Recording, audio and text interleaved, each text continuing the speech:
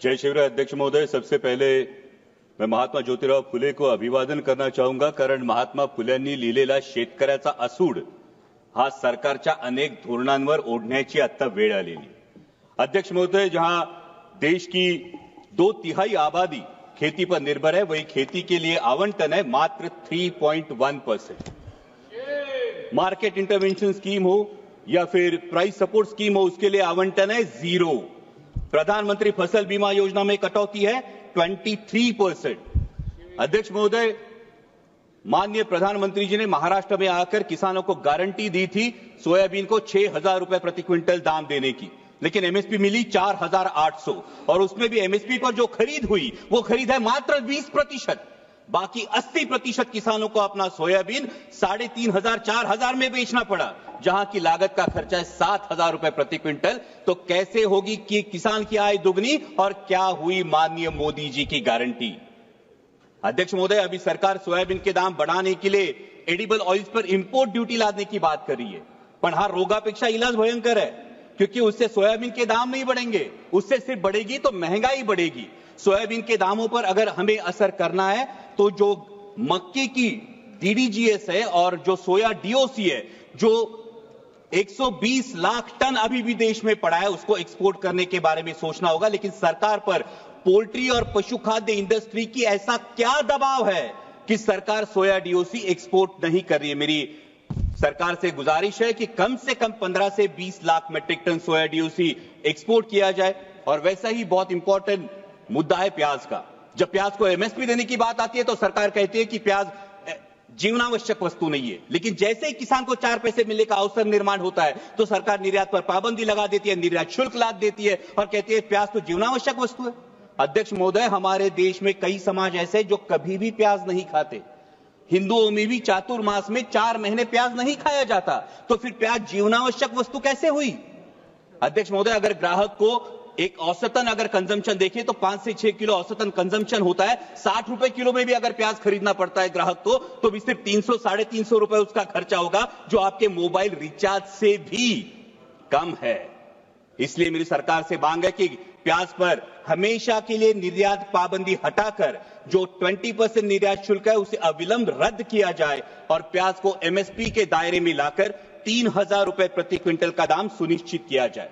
वैसे इस बजट में बहुत सारे मिशन का अनाउंसमेंट हुआ, लेकिन बहुत सारे मिशन के बारे में नाव सोनू भाई ने हाथी कथला वाला है, क्योंकि कथनी और करनी में बहुत अंतर दिखाई देता है। जहां पल्सेस में देश को आत्मनिर्भर होने की बात की जाती है, वही अभी किसान मार्च अप्रैल मई में चना बेचने के लिए मार्केट में आएगा, लेकिन सरकार ने पीले मटर का 31 लाख मीट्रिक टन आयात की है। ये पीला मटर खाने के लिए नहीं, बेसन में चने की जगह अडल्ट्रेशन के लिए यूज होता है और चने के दाम गिरा देता है। अभी भी 31 मई तक आपने पीला मटर का जो इंपोर्ट है, ये खुली आयात को परमिशन दे दी है। और अभी जब एक बार हम कह रहे हैं कि पल्सेस में आत्मनिर्भर करना है, वही 67 लाख मीट्रिक टन पल्सेस हम आयात कर चुके हैं।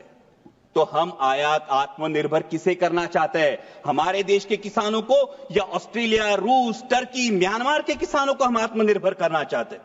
वैसा ही अहम मुद्दा है mission on vegetables and pulses. बहुत अच्छी बात है, लेकिन इसके लॉजिस्टिक, कोल्ड चेन और स्टोरेज के लिए क्या प्रावधान किए जा चुके हैं?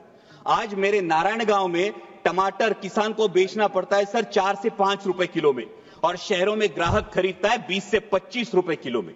इस मुनाफे पे क्यों कोई भी नियंत्रण नहीं है? और इसका कारण है ये बिचौलियों की श्रृंखला। इसके बारे में सरकार को विचार करना चाहिए। वैसा ही अहम मुद्दा है प्रधानमंत्री फसल बीमा योजना, जो योजना बार बार किसानों के लिए कम और बीमा कंपनियों के लिए ज्यादा फायदेमंद साबित हो रही है। इस साल का प्रीमियम है सर 10,000 करोड़। बीमा कंपनियों को जो प्रीमियम मिला है वो है 10,000 करोड़ का, और नुकसान भरपाई का जो भुगतान है वो है मात्र 680 करोड़, 7% से भी कम। और सभी नियम सिर्फ किसानों के लिए। बीमा कंपनियां तो कोई नियम फॉलो ही नहीं करती। इसका मतलब योजना किसानों के लिए, पैसा सरकार का यानी टैक्स पेयर का, और भला हो रहा है बीमा कंपनियों का। इसे मराठी में कहते हैं आंधळ दळतंय आणि कुत्र पीठ खातंय। और एक बहुत अहम मुद्दा है, महाराष्ट्र की महायुति सरकार में सत्ता में आने से पहले किसानों से वादा किया था ऋण माफी का। सरकार के इस आश्वासन की वजह से किसान अब ऋण माफी की तरफ आस लगाए बैठे हैं, और मार्च एंड होने की वजह से बैंक किसानों के पीछे रट लगाई है। आज महाराष्ट्र में हर दिन 7 किसान आत्महत्या कर रहे हैं। क्या कृषि प्रधान देश के लिए ये सम्मानजनक बात है? और अंत में 2 ही मुद्दे सर।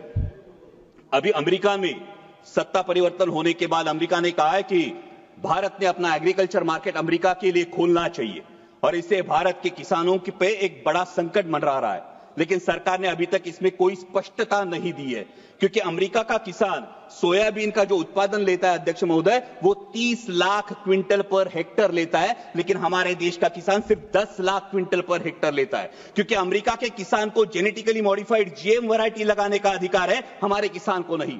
सरकार जो एडिबल ऑयल इंपोर्ट करती है वो जीएम वैरायटी का चलता है, लेकिन किसान जीएम वैरायटी की फसल नहीं लगा सकता।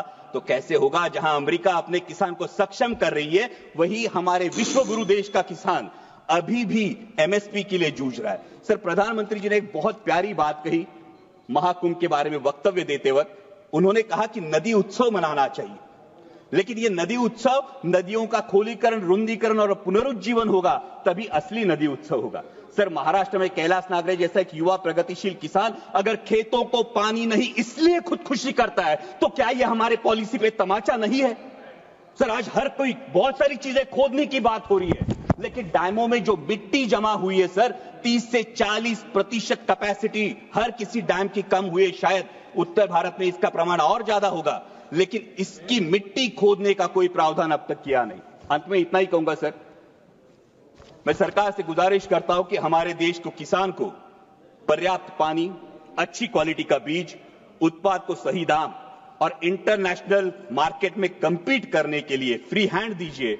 वो सरकार के कथित 17 रुपए दिन के सम्मान का मोहताज नहीं। और जाते जाते इतना ही कहूंगा, मस्जिद के नीचे तुम मंदिर क्यों ढूंढते हो?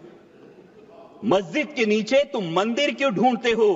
भविष्य की ओर देखो, तुम इतिहास पर क्यों लड़ते हो? ठीक है, धन्यवाद। वो लड़ाएंगे भड़काएंगे, वो लड़ाएंगे भड़काएंगे, लेकिन राष्ट्रहित का रुख तू कर, किसानों के हित में हमेशा इंसानियत की बात तू कर, इंसानियत बात तू कर।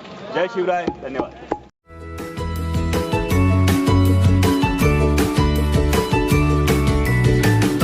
बातम्या शेतीच्या,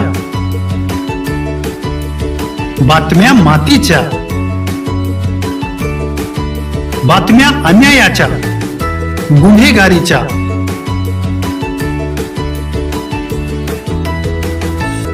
राजकारणाच्या आणि समाजकारणाच्या,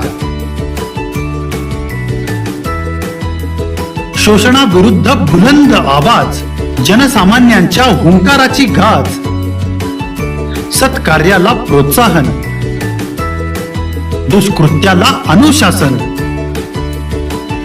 निर्भीड, निस्पृह, सडेतोड, बेधडक आणि रोखटोक म्हणजेच विघ्नहर टाइम्स. शोध बातमीचा, ध्यास सत्याचा. आपलं चॅनल, आपली बातमी. सबस्क्राईब तर कराच, पण बेल आयकॉनवर क्लिक करायलाही विसरू नका.